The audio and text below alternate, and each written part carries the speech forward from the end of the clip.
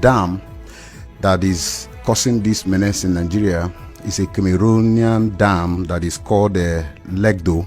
It was built in 1977. Okay, and there is an agreement they had with Nigeria when they were building this dam that Nigeria is also going to build a counterpart dam that is called Dasin Hausa Dam. Okay, this dam we are supposed to be 2.5 size of this Lado dam that Cameroon has built already. Yes, that Cameroon has built. Now, this dam that was supposed to be built by Nigerian government, we are supposed to be the one and cushioning effect dam of the one that Cameroon has. And now this Cameroonian dam provides irrigation to at least over close to 15,000 irrigation farm. Okay, and these are own dam also supposed to provide irrigation to states like Adamawa, Benue, and all around that region. Yes, and also provide about 300 megawatts of electricity to that environment. But you see, Nigerian government, being a government that does not care about the life of the citizens, refused to complete this dam, started and abandoned it. And to this effect, our people are being flooded. When Cameroon, and in 2013, Nigeria entered into another agreement with Cameroon that at least before you open this dam, because when there is an overflow, after it was opened in 2012, I think the first flood. Yes, in 2013 they had an agreement. And this agreement is that when the Cameroon dam is full and wants to release the excesses, that they should inform Nigerian government. For me, this is an irresponsibility, as long as I'm concerned, that the government chooses for Cameroonian government to inform them of when to open a dam and to prepare for the consequences, instead of building and completing a dam that they started since 1981. So it brings us to why we are asking this question, because we're aware that there is this work that can be done to completely avert the crisis that we're facing now. So why is the government not looking at doing it, one?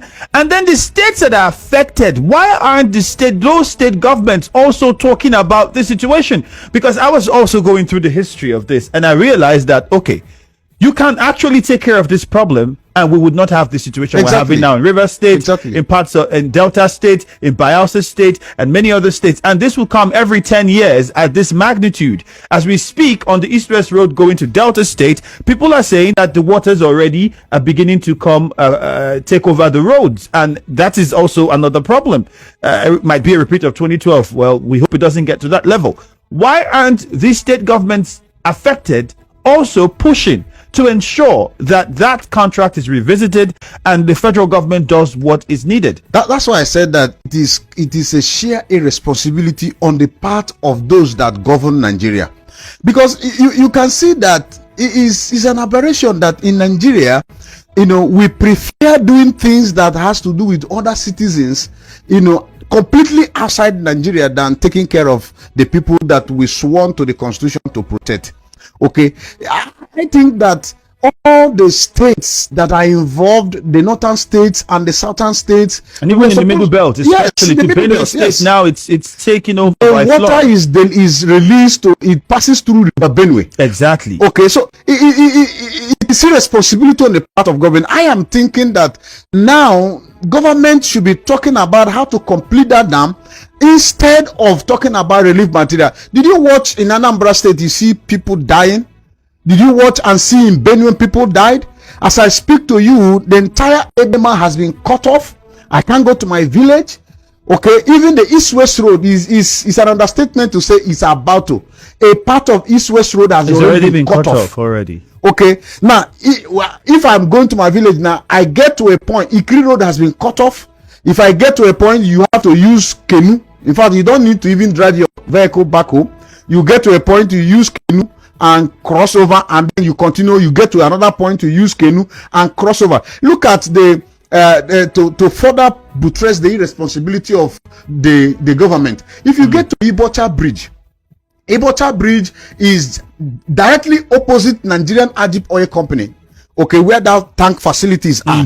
Now, if you get to that bridge, there is a bridge there that has been built for over how many years? And now, water overruns that bridge as a matter of annually.